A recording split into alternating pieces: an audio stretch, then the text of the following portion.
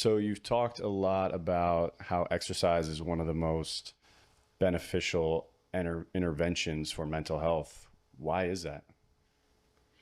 Well, there's so many reasons for me, but the best way to sum it up is I've yet to find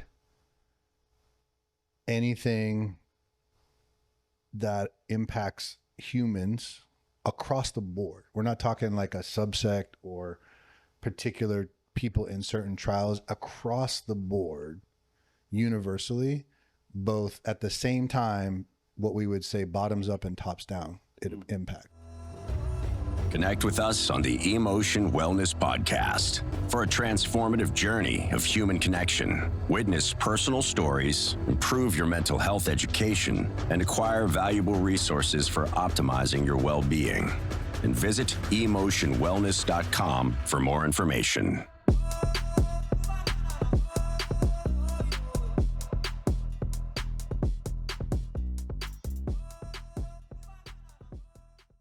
Welcome to the Emotion Wellness Podcast. My name is Jason Turner, and once again, I'm here with my guy, Mr. Casey Cunningham. Sir. Welcome back, dude. Thank you. You did a great job last time, so we wanted to have you on again. I think we're gonna put you on a regular. Don't worry, Frank. We'll keep you around. But Yeah, I appreciate getting the invite back. It's definitely new for me being on the other side of the camera, but just rolling with it and doing something new. So. For some of you out there who've listened to a few of our episodes and know us, Casey was the engineer for the longest time. He was the guy with the headset on, and now that is Lars. So, and I was thinking yesterday, we talked about it last show, but we got to get Lars a microphone, so maybe we can do that today. Anyway, soon. What's up? Not too much, go man. For it. Yeah. I thought you were gonna say something. Sorry. No, I'll jump in. So you've talked a lot about how exercise is one of the most beneficial interventions for mental health. Why is that? Well, there's so many reasons for me, but the best way to sum it up is I've yet to find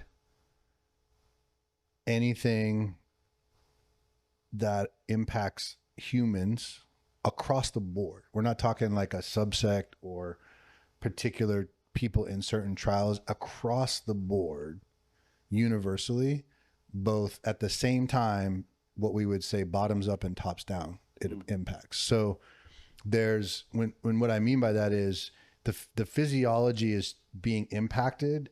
That's the bottom up, the nervous system. We're returning to baseline state.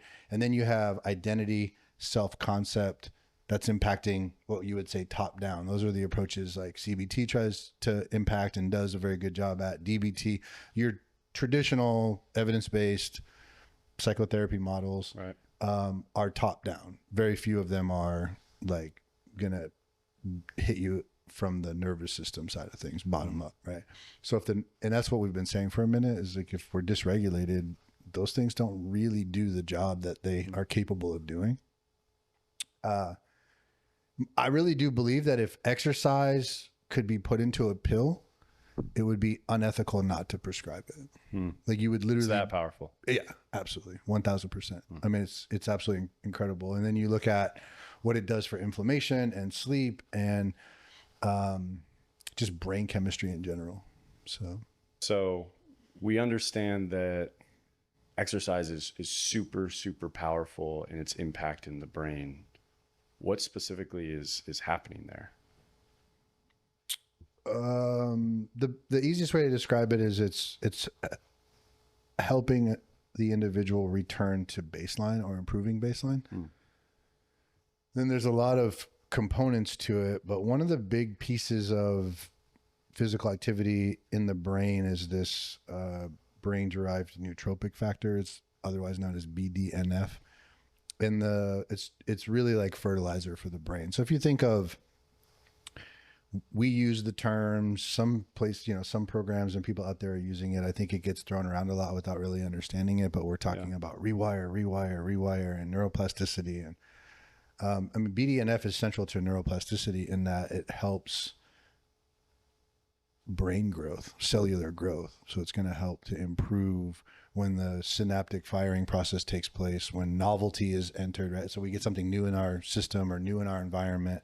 Like if I'm somebody who is seeking mental health treatment, and I haven't had the experience of a very strong biological intervention of community, which is like I go and get surrounded by a group of people that are, all sort of supportive and that kind of stuff. There's that happening. I do this physical exercise. On day one, my brain is lit up like a Christmas tree because it's all new. There's chemistry happening. And the way the brain works is if that new thing gets repeated, they'll continue to fire, right? And then eventually it'll solidify. If it doesn't get repeated, Does it go away? Pruning, like it just gets, because it's about efficiency. It's like, oh, we're not going to use that, so why hold on to it? Like, which is why a new habit without the consistency is almost impossible. Like, you're really not going to be able to get there. I think, and we'll probably talk about it at some point, but intensity is less than consistency. Consistency beats it all. Yeah, it is the number one.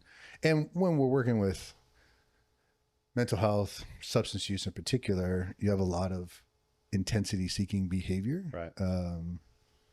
And so it's really important to teach clients the importance of consistency versus intensity when it comes to like developing new brain patterns and rewiring. So, I mean, you're touching on this a little bit right now. Why is this so effective with addiction patients? I mean, it seems, yes, it works with mental health and across the board, but specifically for addiction, it seems to be particularly potent. I mean, there's my personal opinion, and then there's like the scientific reason, I think, and they're both very important. If you have the viewpoint of people with addiction are survivors and not broken, weak, right, then you understand, like, if you suffered with addiction, you understand the relationship between the addict and effort. Like, we're no strangers to effort. Yeah. It's about the misdirected effort, and it's about this process. So the brain's been hijacked, and that term gets thrown around a lot, but it literally has. And we talked about it on the last episode. It's a reorganization of priority for the survival system. So now all things become focused on this chemistry process that's demonstrating it has a way more power dopaminergically than anything else, right? That you can do. More than food, more than sex, more than, like this thing gets introduced into the system, and then boom, and you do that enough times, you repeat it, you're consistent with it, and you have intensity, man, that's going to get wired in really, really quickly. So what exercise does, it restores the reward system naturally. Okay. It improves the sensitivity to those chemicals so that pleasure is not as blunted anymore. Because, when pleasure is blunted, you see tolerance go up, right? Yeah. And how many people have we talked to? It's like, well, I'm not.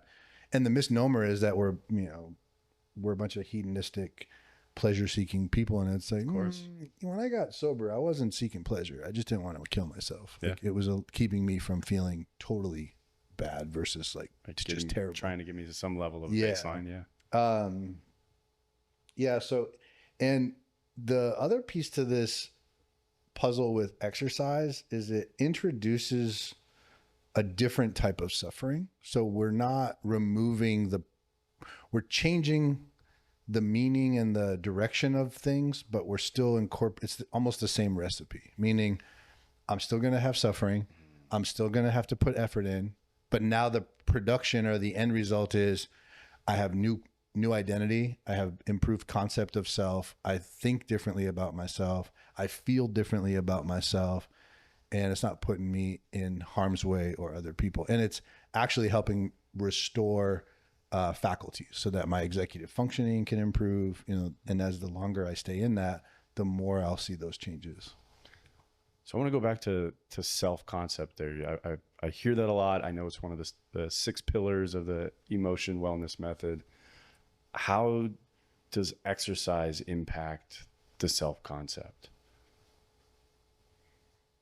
Well, I would ask you this question. What's the self-concept of the general person with addiction seeking treatment, would you say?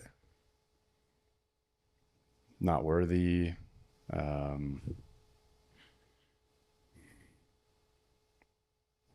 generally low Yeah. on themselves, Extremely low self-esteem. low. Yeah. Tons of shame. Yeah. Most of the people in their vicinity would say that they have a very low threshold for discomfort, Sure. which is really interesting because if you think about people who are suffering, like there's an immense amount of suffering, and our Huge capacity tolerance. is huge. Yes. But it looks like I have this reactivity and I can't go very long without falling into craving, and I can't maintain. So therefore I'm not, but that has to do with the physiology more than it does a person's like, moral capacity or character. So the way this thing works when it comes to identity and self-concept is it instantly, day one, without using language, without anyone saying to you, oh, if you could just see yourself the way I see you, there's agency from the minute you walk in. So we have the quote, man in the arena, right? Yeah. So nobody else matters. No, there isn't a critic that matters. It's you in the arena doing, you choose. You get to say, do I want to do this or not? And if you say yes, what takes place in the arena or the gym floor or the group room, that's the evidence. It's evidence to combat the story that you walked in the door with, which is that you have all these things going on. If you stay with it, it shows you that you have the ability to keep a promise to yourself. And here's the thing. How many promises to self were made for any addict who's trying to get sober? So many. We may have promised our loved ones. We promise ourselves. So what do we know though? You can't think your way out of your biology. So if the system's hijacked and I'm being operated against by, I'm saying, oh, I'm not going to go into craving today. I'm just going to not use. Okay, great. When the primal part of the system goes into craving, doesn't matter how much talk you have. No. You're not going to be able to succeed. It's going to override it. Yeah. So what happens with this process is I go into this scenario, I get through the workout, I move my body, I increase my baseline state neurochemically. Now I'm primed for like success. Now I have an opportunity to win. I'm going to want to do that again. So now the system, the physiological system isn't working against me. It's aligned with me. I'm saying, oh, I want to do that again. The system came online and gave me a positive experience. Now I may feel soreness or the exertion of effort, but I'm going to have a positive story about myself regarding the effort I put in. I'm going to feel better physiologically because you cannot move your body in that way and not feel better. It's impossible. Really? I don't know how many groups I've run. I've yet to have somebody come in. Now, I want to mark this with, now if you come in and you're poorly guided, meaning I let you run ragged, you're going to hurt yourself and you're not going to have a good experience. Okay. Yeah. When it's properly dosed, no one's ever had an experience on the gym where they went in and were like, oh, I did way worse than I thought I would. No one's ever said that. Doesn't happen. And I can tell you, I've been doing this for this isn't like some new thing that I decided, oh, it's popular. You know, I mean, we've been doing this for 15 plus years. This guy was with me a long time ago when it was in a very different form. And it's been the same ever since. There's every single person who comes in says, damn, I did way better than I thought I would.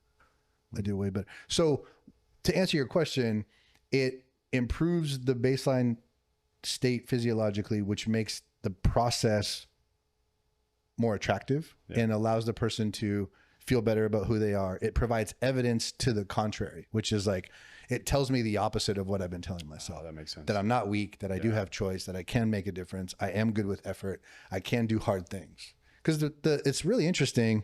And I'm not saying it's the hardest thing on the planet, and I'm not saying we're the only group of people on the planet who have this, but you suffering with some form of mental illness or addiction, life's inherently more difficult. It just is. Yeah. And if you were able to make any success, like survive, not throw in the towel, man, you've been putting in some serious effort. Now it's about, let's make that effort work for you in a way that actually produces way better results.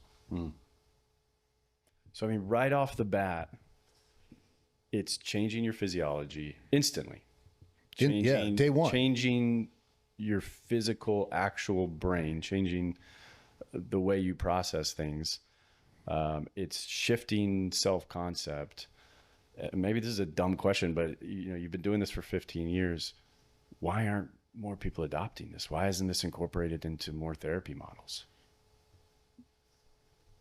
I've wrestled with that for a long time. And then at some point I just said, well, I don't give a shit anymore. It's just like, we do it. Who cares? Yeah. And I actually talked to we know Doc Davila, and I've asked him this question in medicine, because I had a real negative mindset. Like, you guys know this shit is good for people. Why are you not prescribing it? And there's one, as a medical provider, let's say a doctor, his response was, and he would tell you this when he comes on the show, it's really hard to get people to do it. Right. So you're up against this conditioning process culturally. What's the messaging on TV? Take this pill. Oh, but here's the side effects. Don't worry. You're going to, you'll bleed out all kinds of holes and do all this other stuff. But this is the thing. Right.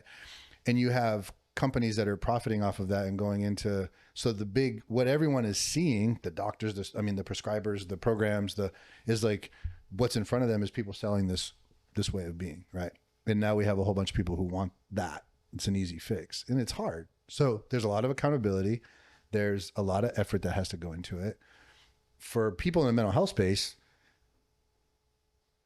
I think there's a problem with the paradigm or the philosophy, which is that mental health patients are fragile. Yeah. It's like, no, they're not. They're actually fucking savages. Super resilient. Yeah. And they have so much capacity. They just haven't been worked or taught or shown, given a way to train themselves, to properly train themselves. They have it within them. That's just been my thing from day one. I find it offensive when people treat me fragile. You know what I mean? People tiptoeing around. Yeah. Yeah. And when people do stuff for you, like cut the fucking crust off your bread and do all the bullshit and try to feed you and make life super easy, that doesn't make me feel good at all. No. I get what they're trying to do, and what's really worked for me is when people have said, not, oh, look at how much I believe in you and amazing you are. They just put it out in front of you. It's like when you started working with me and I was like, dude, go do it. That's way better than me doing it for you. Right. And like holding your hand and saying, no, bro, I know you have it in you. You turn into an absolute savage in this realm. Right. So I just feel like when patients are not, I feel like the mental health industry at large looks at mental health as that way. We're fragile. Yeah.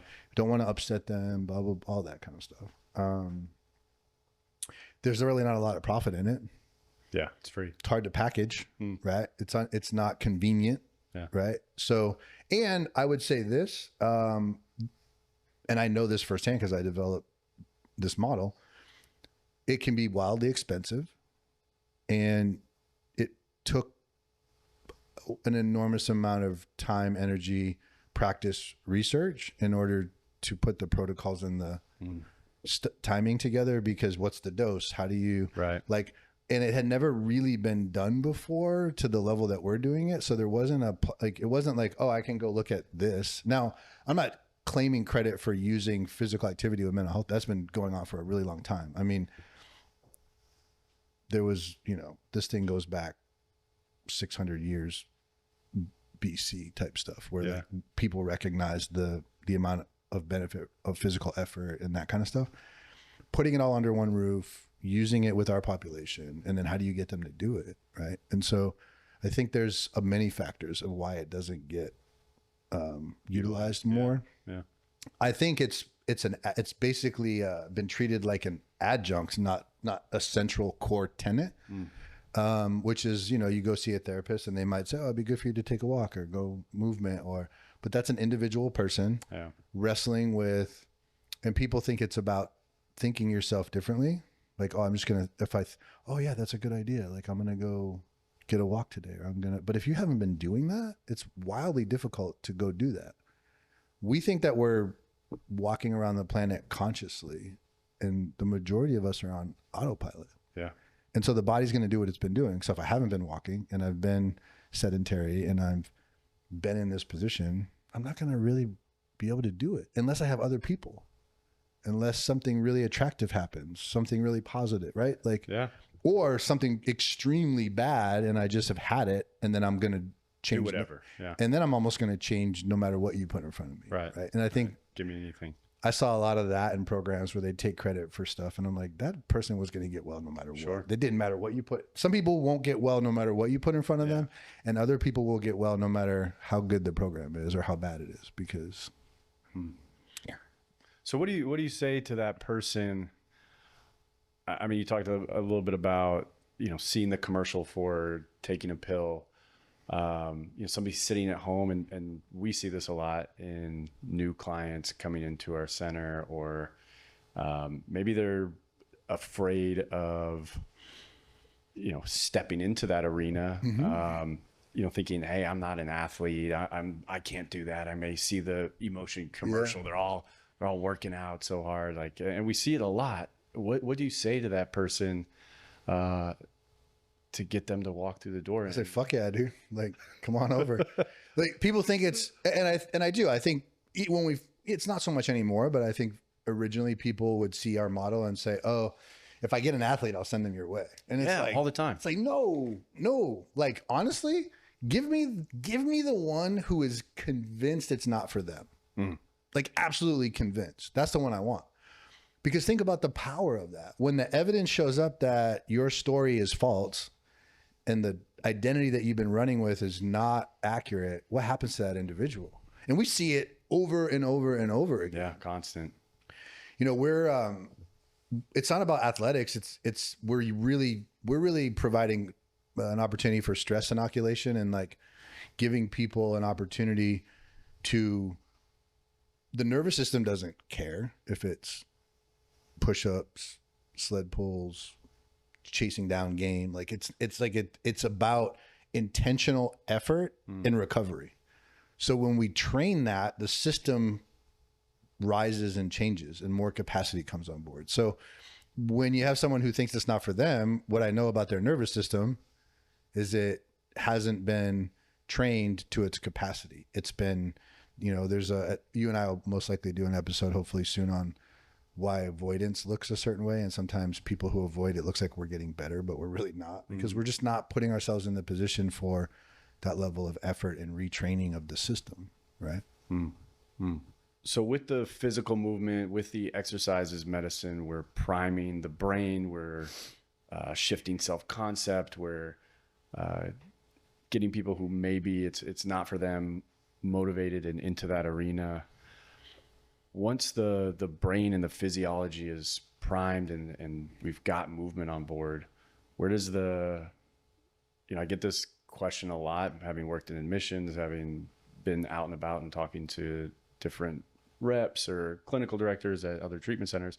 Where's the therapy come into play? Yeah. Well, I would ask you this question. Do you think that people improve by understanding themselves better or behaving differently? Behaving differently. Yeah. It's action. I got to do something, right? Yeah. And so we don't replace therapy. We're not saying it's a replacement. We're saying it enables it.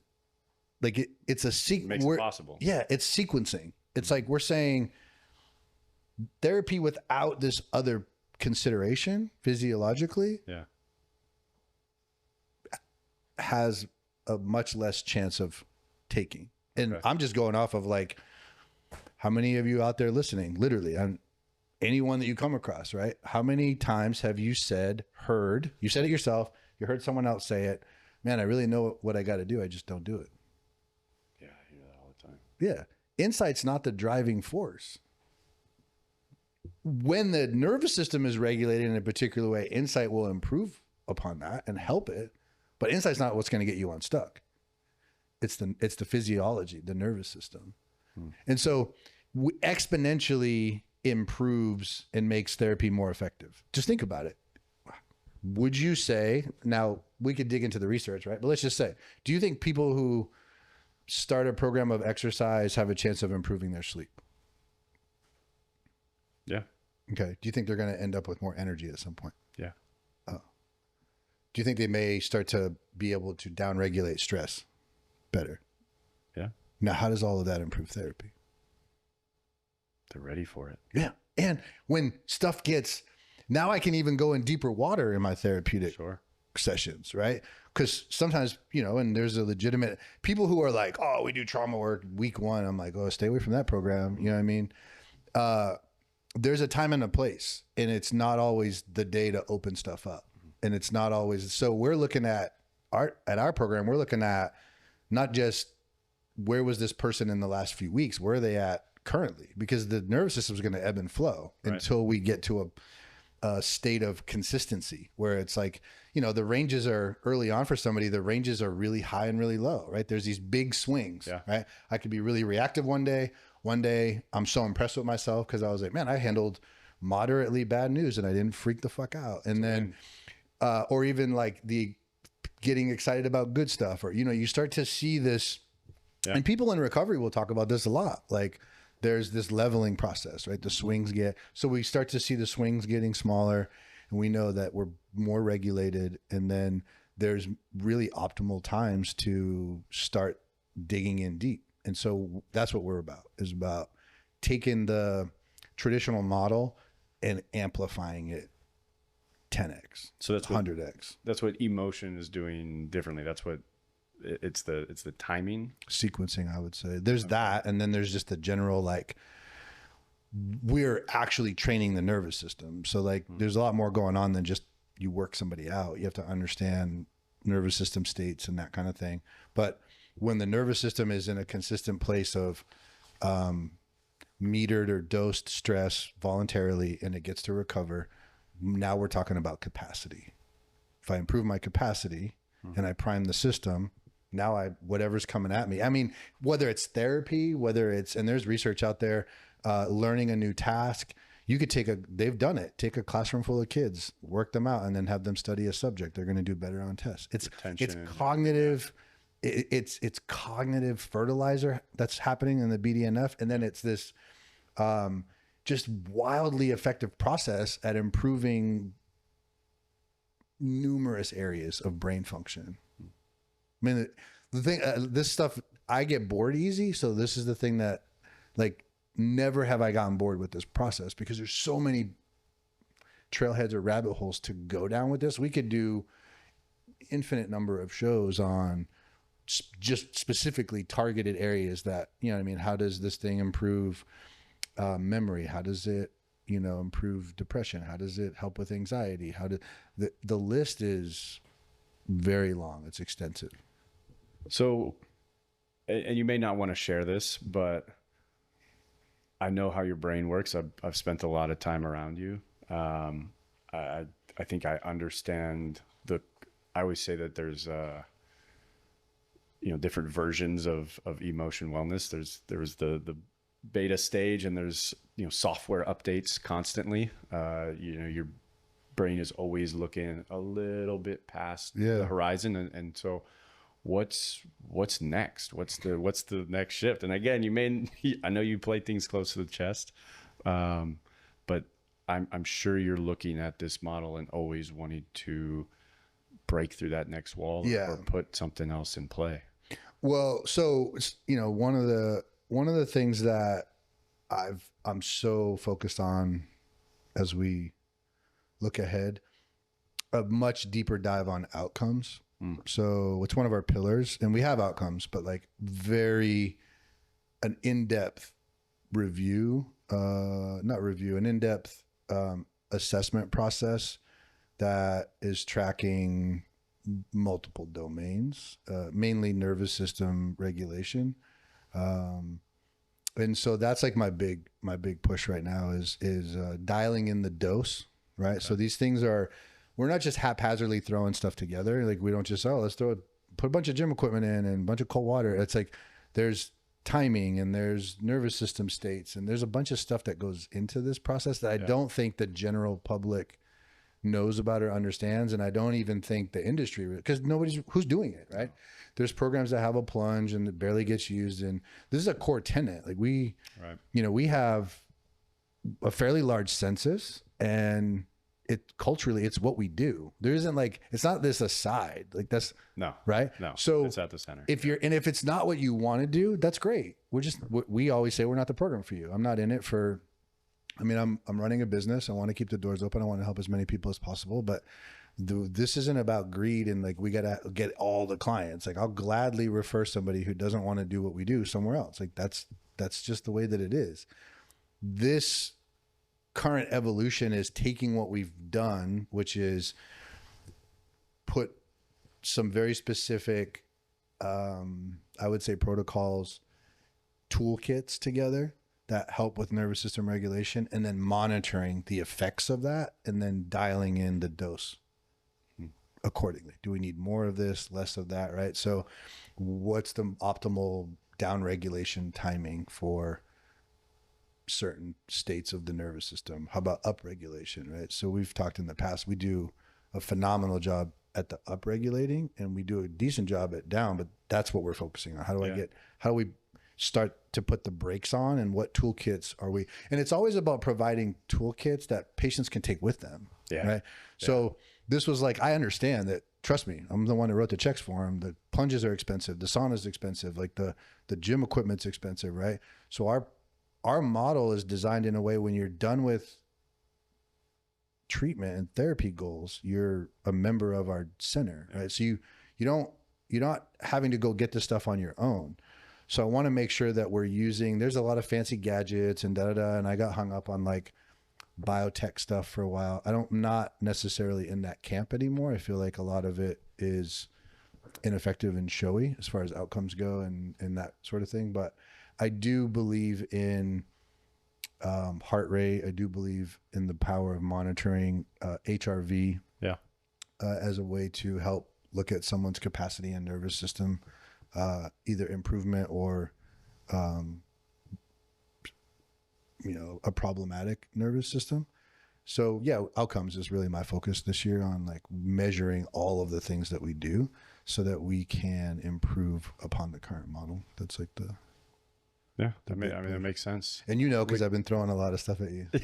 Yeah, I do know the answer, but I want to pull that out of you and hear exactly what your thoughts are. I usually think I know where your head's at based on picking up little cues, but that being the next big push, makes sense.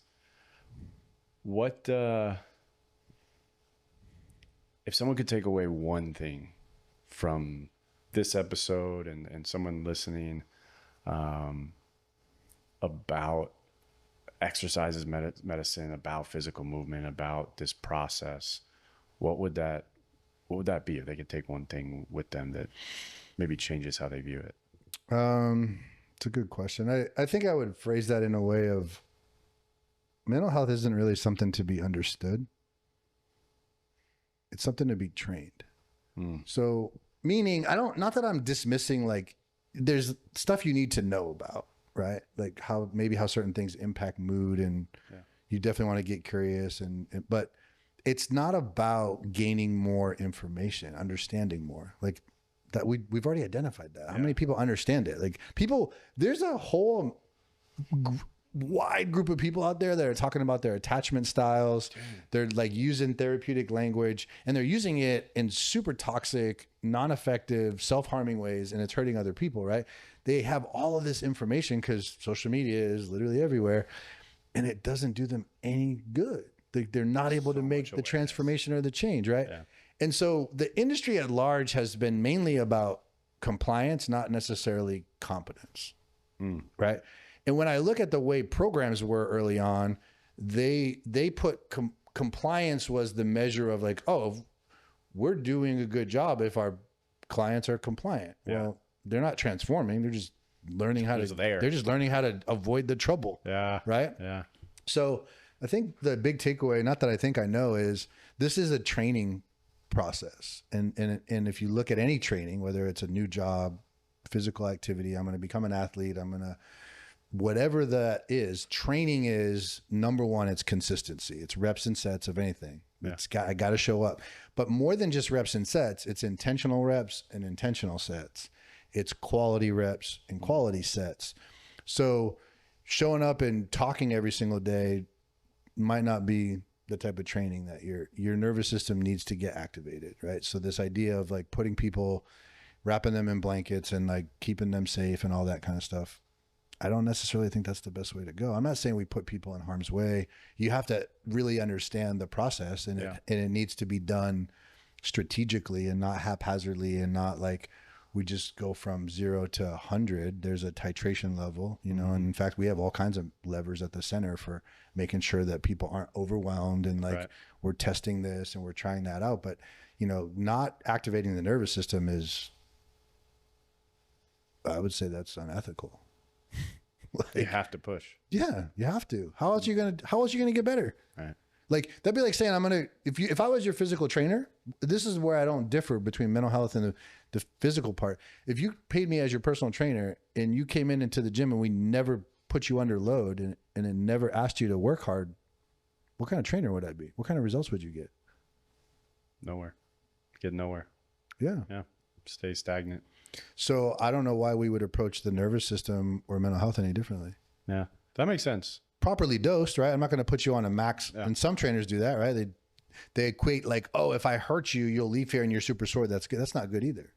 You need to leave a personal training session like having felt like you worked hard, you can recover, right, and that you're ready for training the next day. If you go day one and they put you through so many repetitions that you overtrained your body, that's counterproductive and hurtful. That's not what we're doing, right? So making sure that people have the ability to downregulate, seek safety when necessary, but it's about helping people understand where their capacity is at and then helping them move the dial on that capacity. Can I improve it? Yes, absolutely. Right. It's a training issue. You're not going to improve it thinking about it.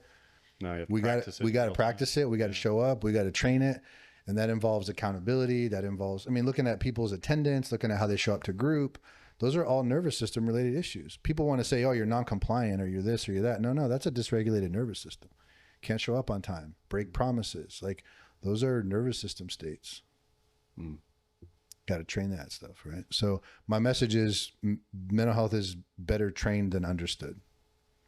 It's better to train it than it is to understand it. Wow. That's all I got, man. Yeah. Sweet. Yeah, I think that's a great way to end it. Good shit. What do you think, Lars? I'm digging this, man. It's nice being on the other end of this, honestly. What do you think about the concept? Are you talking about like the format that we're doing here? This and just what we're talking about, yeah, the actual discussion. I think it's what I needed to hear today. We were just talking about this before. Yeah. I'll tell you what I relate to the most is I was just saying this to Casey before you came in, which is I'm in a spot where I was taking a lot of what you and I talked about at the apartment, like the learning to deal with boredom, where I've been in this place out here. I'm like, okay, I know that I can get myself to the gym, but then once I get myself to the gym, do I just start like replacing my inability to deal with boredom? Like I'm just gonna be there all the time. Yeah, absolutely. And you brought this up, like, okay, well then what about meditation and ruck and all this? Like, do I just fill my time with all this shit because I'm still not able to just be bored? And I don't know, just like hearing these conversations, hearing what you're talking about is very. I think it helps me give myself a little grace sometimes. And it's like fun for me. I don't know if fun's the right word, but it's very, on a personal level, it's good for me to like, I'm here with all this conversation isolated in my ears, and I'm like, fuck. It's interesting about that, like the understanding the biology, taking away shame is one of the most powerful things I think I've ever heard. Like I explained to a client the other day, and like even if I had like some weird tendon issue in my knee, like that was just how I was born, like I wouldn't have shame over that.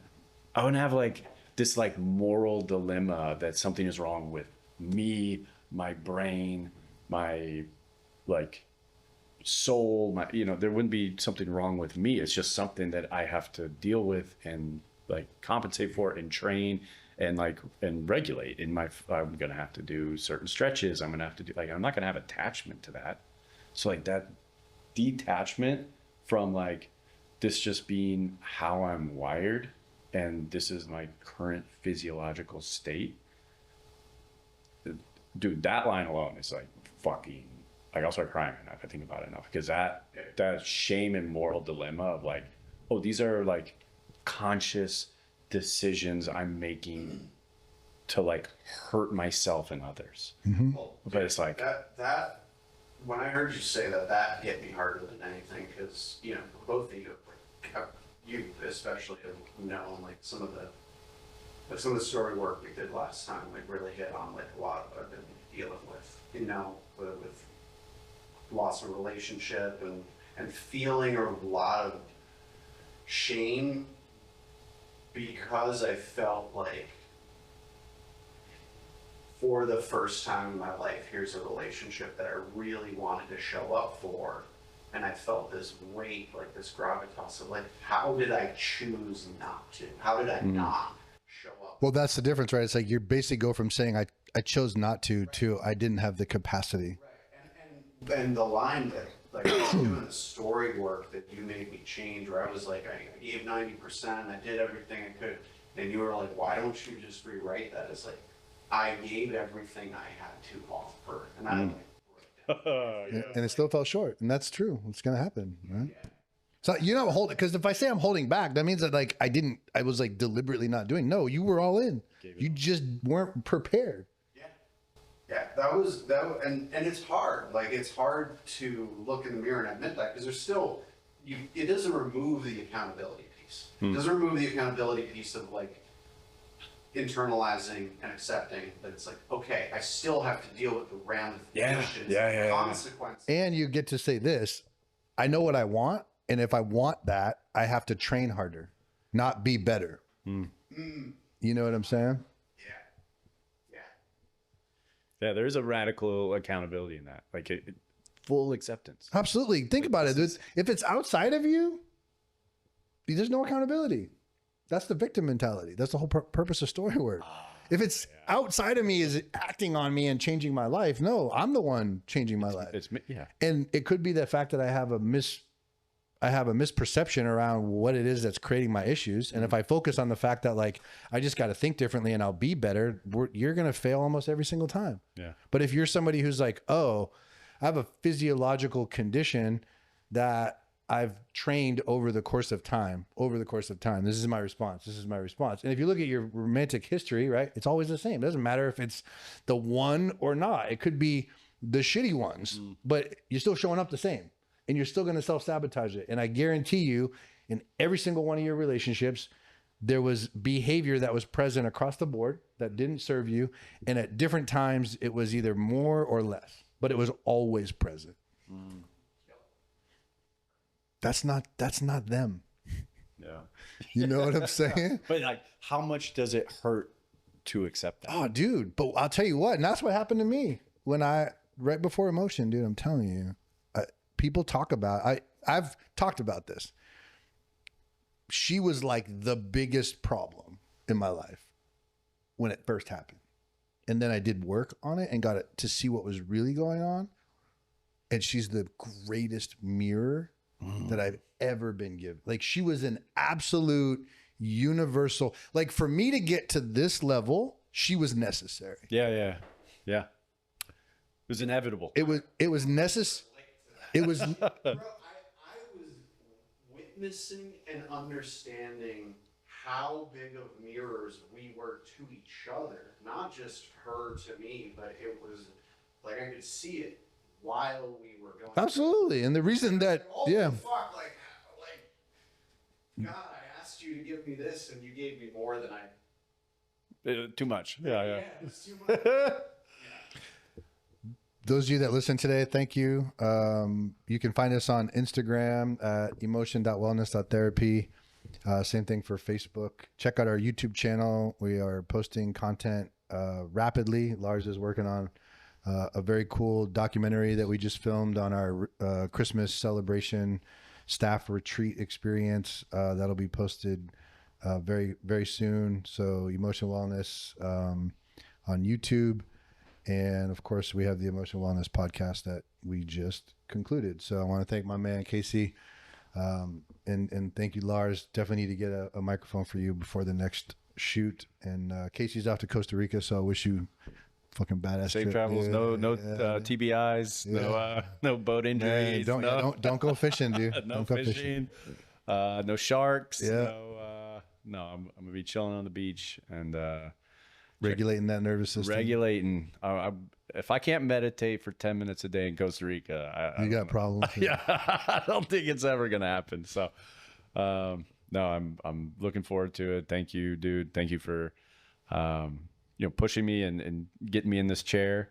I know I was resistant for a while. I'm so glad you did it, though, man. It's like so much fun, dude. Think about this work. Yeah, This is work. Yeah, it's different. It's a different capacity. It's a different part of the brain for sure. I sometimes struggle shifting. Not that I'm a particularly rigid person, but I run in data points and ones and zeros and operations all day, and to shift into like a creative, more exposed, vulnerable place can be challenging at times. But you always push me. You've been a mirror since day one for me, brother, and I appreciate that. I appreciate you, Lars. You make this very comfortable in this setting, and yeah, we do need to get the mic. Well, I'm sure we'll start every episode for the next 10 episodes with we need to get Lars a mic. No, I'm gonna order it right now. Actually, Okay.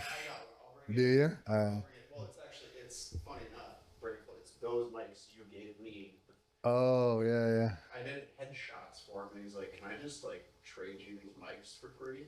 This was like 8 or 9 years ago. Comes back around, dude. Yeah. Hell yeah. I'll bring them in. I just need to get a little like tabletop stand. Yeah, that'd be fun.